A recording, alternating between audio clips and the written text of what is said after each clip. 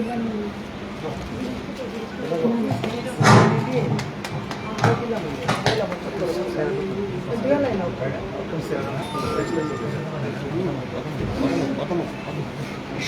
সাংবাদিক বন্ধুদেরকে আমরা আজকের ভারতীয় জনতা পার্টি ত্রিপুরা প্রদেশ কার্যালয়ে বিভিন্ন সংবাদ মাধ্যম থেকে যারা এসেছেন আপনাদের সবাইকে আন্তরিক শুভেচ্ছা জানাই এবং এই সময়ে একটু সময় অপেক্ষা করতে হয়েছে তার জন্য আপনাদেরকে ধন্যবাদ জানাই। আজকে এই সাংবাদিক সম্মেলনে আমাদের মধ্যে উপস্থিত রয়েছেন ত্রিপুরা প্রদেশ বিজেপির মাননীয় রাজ্য সভাপতি শ্রী রাজীব ভট্টাচার্য মহোদয়, উপস্থিত রয়েছেন দুজন সাধারণ সম্পাদক শ্রী অমিত রক্ষিত এবং বিপিন দেববর্মা মহোদয়, এবং যিনি সাংবাদিক সম্মেলনে মুখ্যত বলবেন এবং তিনি ত্রিপুরা রাজ্যের মাননীয় প্রাক্তন মুখ্যমন্ত্রী, রাজ্যসভার বর্তমান সাংসদ এবং আসন্ন লোকসভা নির্বাচনে পশ্চিম ত্রিপুরা কেন্দ্রের ভারতীয় জনতা পার্টির মনোনীত প্রার্থী সবার প্রিয় মাননীয় শ্রী বিপ্লব কুমার দেব মহোদয় রয়েছেন আমাদের মাঝখানে। আমরা তাকে ভারতীয় জনতা পার্টি ত্রিপুরা প্রদেশ কার্যালয়ে আন্তরিকভাবে স্বাগত জানাই, শুভেচ্ছা জানাই, অভিনন্দন জানাই। তো সাংবাদিক সম্মেলনের শুরুতেই আমি মাননীয় প্রদেশ বিজেপির সভাপতি শ্রী রাজীব ভট্টাচার্য মহোদয়কে অনুরোধ করব সম্বোধন করার জন্য। আজকের এই প্রেস মিটে আমাদের উপস্থিত সাংবাদিক বন্ধুদের অনেক অনেক শুভেচ্ছা অভিনন্দন জানাচ্ছি। পাশাপাশি আমাদের এই সাংবাদিক সম্মেলনে উপস্থিত রয়েছেন, ইতিমধ্যেই আপনারা জানেন যে আমাদের ভারতীয় জনতা পার্টি কেন্দ্রীয় নেতৃত্ব সিদ্ধান্ত নিয়েছে যে আগামী যে লোকসভা নির্বাচন, এই লোকসভা নির্বাচনে আমাদের পশ্চিম ত্রিপুরা আসনের প্রার্থী ঘোষণা করেছেন আমাদের রাজ্যের প্রাক্তন মুখ্যমন্ত্রী এবং বর্তমানে রাজ্যসভার সাংসদ আদরণীয় বিপ্লব কুমার দেব মহোদয়কে আমাদের এই পশ্চিম ত্রিপুরা আসনের প্রার্থী হিসাবে ঘোষণা করেছেন। আমি ধন্যবাদ জানাই আমাদের সর্বভারতীয় সভাপতি আদরণীয় জেপি নাড্ডাজি এবং আমাদের ভারতবর্ষের যশস্বী প্রধানমন্ত্রী নরেন্দ্র মোদীজিকে, যে উনি আমাদের প্রাক্তন মুখ্যমন্ত্রী শ্রী বিপ্লব কুমার দেব মহোদয়ের উপর পূর্ণ আস্থা রেখে উনাকে আরো দেশের কাজে বেশি করে নিয়োজিত করার জন্য আমাদের এই পশ্চিম ত্রিপুরা আসন থেকে নির্বাচিত করে মোদীজির হাতকে শক্তিশালী করার জন্য যে সিদ্ধান্ত নিয়েছেন, আমি কেন্দ্রীয় নেতৃত্বকে অসংখ্য অসংখ্য ধন্যবাদ জানাচ্ছি। তার পাশাপাশি আমি আমাদের এই পশ্চিম আসনের যিনি আমাদের প্রার্থী আদরণীয় শ্রী বিপ্লব কুমার দেব মহোদয়কে অনেক অনেক স্বাগতম জানাচ্ছি, শুভেচ্ছা জানাচ্ছি, অভিনন্দন জানাচ্ছি এবং আমার পূর্ণ বিশ্বাস যে আমরা আগামী যে লোকসভা নির্বাচন, সেই নির্বাচনে আমরা বিপ্লব দেবকে এই পশ্চিম আসন থেকে বিপুল ভোটে জয়যুক্ত করে আমরা এই মোদীজির হাতকে শক্তিশালী করব, সেই সংকল্প নিয়ে ভারতীয় জনতা পার্টি কাজ করবে। বন্ধুগণ, আপনারা জানেন ইতিমধ্যে আমাদের গত 17 এবং 18 ফেব্রুয়ারি আমাদের দিল্লিতে রাষ্ট্রীয় কনভেনশন সেখানে অনুষ্ঠিত হয়েছে। সেখানে আমাদের আদরণীয় রাষ্ট্রীয় অধ্যক্ষ জেপি নাড্ডাজির পৌরোহিত্যে এবং আমাদের যশস্বী প্রধানমন্ত্রী নরেন্দ্র মোদীজির উপস্থিতিতে সেখানে বিশাল কনভেনশন সেখানে হয়। আর সমস্ত ভারতবর্ষের সমস্ত প্রদেশ থেকে সেখানে প্রতিনিধিত্ব করেন। আমাদের এই ত্রিপুরা রাজ্য থেকেও প্রায় 144 জন প্রতিনিধি লিডার সেখানে অংশগ্রহণ করেন। আর সেখানে এই আগামী লোকসভা নির্বাচনকে সামনে রেখে রণকৌশল তৈরি করা হয় এবং সেখানে সিদ্ধান্ত করা হয় যে আমাদের যে ভোট সংখ্যা ছিল তার থেকে 10% বৃদ্ধি করতে হবে। কিন্তু আমি কেন্দ্রীয় নেতৃত্বকে আশ্বস্ত করেছি যে না, আমরা ত্রিপুরা রাজ্যে 10%, 20%, 12%, 15% বুঝি না।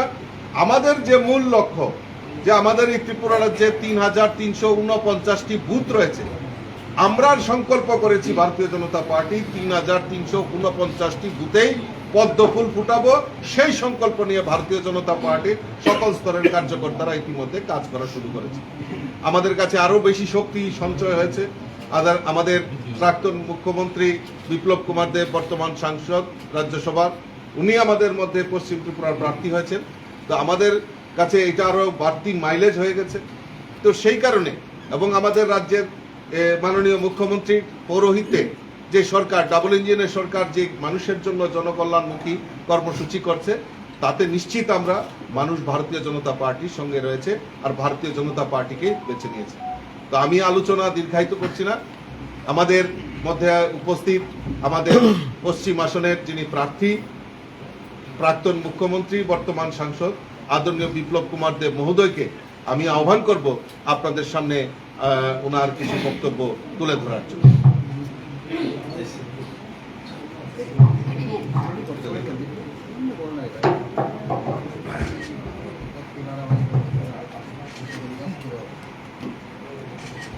ত্রিপুরা প্রদেশ সভাপতি আদরণীয় রাজীব ভট্টাচার্য মহোদয়,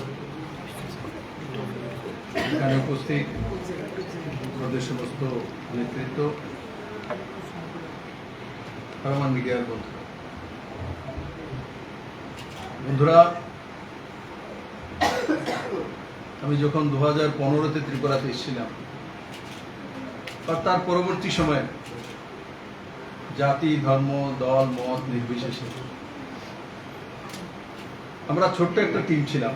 আমাদের মধ্যে কেউ এমএলএ ছিল না, কেউ এমপি ছিল না, কেউ কোনো পরিচিত মুখ ছিল না। রাজবাবু এরা আমার সঙ্গে একই টিমে ছিল। আমি এটা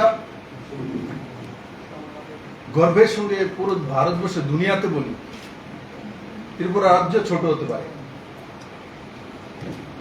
কিন্তু ত্রিপুরা রাজ্য আর ত্রিপুরা রাজ্যের মানুষ সবসময় ব্যতিক্রমী কিছু করে।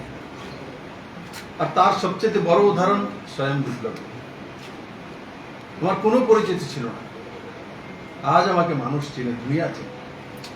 সমস্ত ত্রিপুরার মানুষ, সে মানুষদের মধ্যে সাংবাদিক বন্ধুরা আছে, পলিটিক্যাল পার্সোনালিটি আছে, মা বোনেরা আছে, আম জনতা আছে, সবাই আছে। ভারতীয় জনতা পার্টির কার্যকর্তারাও আছে। একসময় হাস্যকর হিসাবে আমরা পরিচিত হতাম। আমার খেয়াল আছে ত্রিপুরাতে রাজীববাবু, অমিত বাবু এদের সঙ্গে ঘুরতাম, তো বলতো ত্রিপুরাতে এইসব কোনো কিছু হবে না। কিন্তু ত্রিপুরার মানুষ ইতিহাস তৈরি করে 2018-তে পরিবর্তন করেছে। আমি জানি না আমি কোন জন্য কোনো পুণ্য কাম করেছি, কেন আমাকে ত্রিপুরার মানুষ এত ভালোবাসে। আমি একদিনও ত্রিপুরার মানুষকে কোনোদিন ভুলিনি, আর আমার মৃত্যু পর্যন্ত আমি কোনোদিন ত্রিপুরার মানুষকে ভুলবো না। আর কমিউনিস্ট, কংগ্রেস, অন্যান্য পার্টি যারা আছে, আমি তাদের কাছে নিবেদন করব, রাজনীতিতে বিরোধী পার্টি হতে পারে, কিন্তু রাজনীতির ঊর্ধ্বে উঠে 2018-তে মানুষ ভোট দিয়েছিল, তার কারণে বিজেপি সরকার 2018-তে প্রতিষ্ঠিত হয়েছে। কমিউনিস্ট পার্টির বড় একটা অংশ বিজেপিকে ভোট দিয়েছিল, অঙ্কগণিত সেটা বলে, নেতৃত্বরা দিয়েছিল, আমাকে উৎসাহ জাগিয়েছিল সত্তাতে থাকার পরও। আমি সেগুলো অনেকের সঙ্গে শেয়ার করতে পারি। আজকে আমি তার জন্য বলছি, কারণ 2018-র পরে এখন আবার আমি ত্রিপুরাতে নির্বাচনের সম্মুখীন হতে হচ্ছে। আমি আপনাদের কাছে এসেছি, আমি সাংবাদিক বন্ধুদের মাধ্যমে সারা ত্রিপুরাবাসীর কাছে নিবেদন করব, আপনাদের বিপ্লব যদি ভালো লাগে তো পদ্মফুল চিহ্ন ভোট দিয়ে মাননীয় প্রধানমন্ত্রীকে শক্তিশালী করুন। আমি যতদিন মুখ্যমন্ত্রী ছিলাম, 4 বছর 2 মাস, ভুল ত্রুটি আমার দ্বারা হতে পারে, চেষ্টা করেছি যে ত্রিপুরার মানুষের কল্যাণ হোক, ত্রিপুরার মানুষকে চেনো। আর কিছু কাজ বাকি আছে। এবার মাননীয় প্রধানমন্ত্রী আমাকে একটা সুযোগ দিয়েছে, কারণ আমি রাজ্যসভার এমপি ছিলাম, আছি, যতটা পারি আমি ত্রিপুরার জন্য করি, কিন্তু লোকসভা এমপি হিসাবে জনতার কাছে ডাইরেক্ট যাওয়ার সুযোগ হয়, ডাইরেক্ট বোঝার সুযোগ হয়। আর আমি নিষ্ঠার সহকারে সেই কাজগুলো করব। মাননীয় মুখ্যমন্ত্রী মানিক শাহ মহোদয়কে অনেক অনেক ধন্যবাদ যে উনি এই রাজ্যে সুন্দরভাবে রাজ্য চালানোর চেষ্টা করছেন। মাননীয় প্রধানমন্ত্রীর নেতৃত্বে ওনার পুরো টিমকে ধন্যবাদ। আর সমস্ত সাংবাদিক বন্ধুদেরকেও ধন্যবাদ, কারণ কি 2016, 17, 15 এই যে সালগুলি ছিল 18 পর্যন্ত, আর তারপরও আমাকে বড় একটা সাপোর্ট, যেটা আমার স্ট্রেংথ ছিল, এটা ত্রিপুরার সাংবাদিকরা ছিল। আমি কারোর কাছে কোনো কিছু চাইও না, দিতেও পারিনি, আমার কাছে কিছু ছিলই না, শূন্য নিয়ে এসেছিলাম। কিন্তু তার পরবর্তী সময় সমস্ত বন্ধুরা একসঙ্গে সাথী হয়ে এটা ঐতিহাসিক পরিবর্তন করেছে। আর আমি আশা করি এই 2024 নির্বাচনে আপনাদের মাধ্যমে আমি আপিল করি, এখনও যারা কংগ্রেস সিপিএমের সঙ্গে সাপোর্টার রয়েছে, আমি আপনাদেরই ছেলে, আমার কাছে আসুন, মোদির সঙ্গে চলুন। ত্রিপুরার ডেভেলপমেন্টের মাপকাঠি মোদির কাছে আছে। আমি মোদিজিকে কাছে থেকে দেখি, কাছে থেকে চিনি, আমি ত্রিপুরাকে ভালোবাসি। আপনারাও বারবার জিতিয়েছেন, দুইবার ভারতীয় জনতা পার্টি সরকার করেছেন। তার আগামী লোকসভা ইলেকশনে আমি বিশ্বাসের সঙ্গে ত্রিপুরশীর মায়ের এই পুণ্যভূমিতে বলতে পারি, নরেন্দ্র ভাই মোদীকে ভারতবর্ষের মানুষ ত্যাগ করে রেখেছে, ভারতবর্ষের মানুষ, পুরো দুনিয়ার মানুষ ত্যাগ করে রেখেছে যে মোদী তিসরিবার আবার ভারতের প্রধানমন্ত্রী হবেন। আমি আবারও আপনাদের সবাইকে অনেক অনেক ধন্যবাদ। অনেকটা সময় আপনাদেরকে বসে থাকতে হয়েছে, এয়ারপোর্ট থেকে আসার সময় আমার দেরি হয়েছে রাস্তাতে। আমি কৃতজ্ঞ সারা ত্রিপুরার মানুষের প্রতি, পার্টির কার্যকর্তার প্রতি, যে এখনও আমাকে যতটা আপনারা 2015, 16, 17, 18, 19, 20 লাগাতার যতটা ভালোবাসা দিয়েছেন, আজও ঠিক ততটাই ভালোবাসা আপনাদের কাছ থেকে আমি পেয়েছি, আগামী দিনগুলিতে পাবো। আর আমি আপনাদের জন্য কাজ করার চেষ্টা করব। মানুষ ভুল ত্রুটি আমি করতেই পারি, কিন্তু ষড়যন্ত্র করে আমি কোনোদিন কোনো ভুল ত্রুটি করি না, আর ষড়যন্ত্র কোনো কাজ করি না, আগামী দিনগুলো করব না। আমি সবার কাছে আপিল করি আপনাদের মাধ্যমে, আগামী নির্বাচনে মোদির হাত শক্ত করার জন্য আমি প্রার্থী আছি।